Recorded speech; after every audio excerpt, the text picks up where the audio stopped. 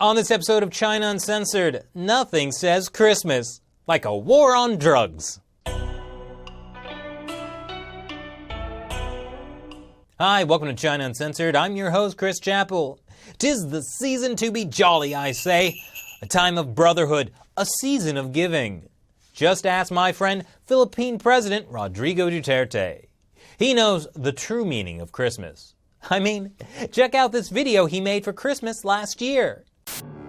Alam ninyo, ako'y tao lamang. Kaya binabati ko pa rin.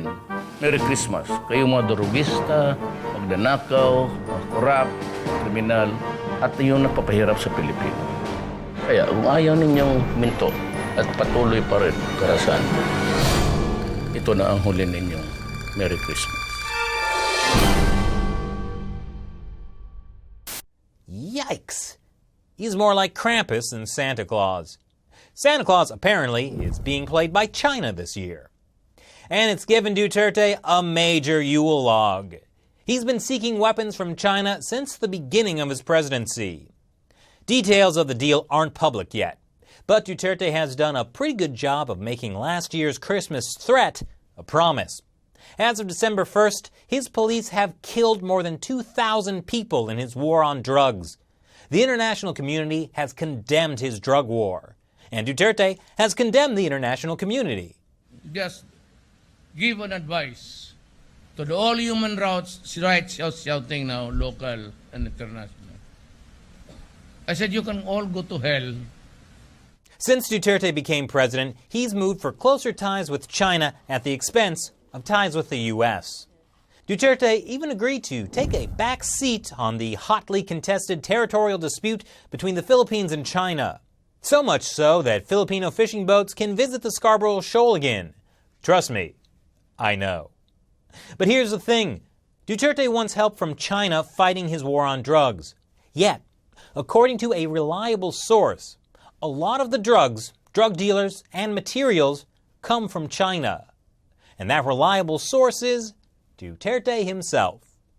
In fact, in July this year, shortly after becoming president, Duterte met with Chinese businessman Peter Lim, who is, totally not a drug lord, and instead of killing him, gave him a chance to clear his name with the National Bureau of Investigation. Probably had nothing to do with them knowing each other from before. Then in September, Duterte spoke about how the machinery that makes synthetic drugs, like methamphetamine, comes from China. Lahat ng materials galing sa China.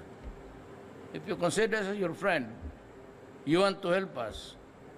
But most of the materials, lahat, and the machines and the boilers are from China.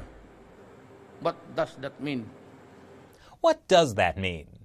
It means this year, Santa Claus China wears a pork pie hat. You see, they supply the best drugs and the machines to make the drugs. But amazingly, the drug enforcers ask for their help.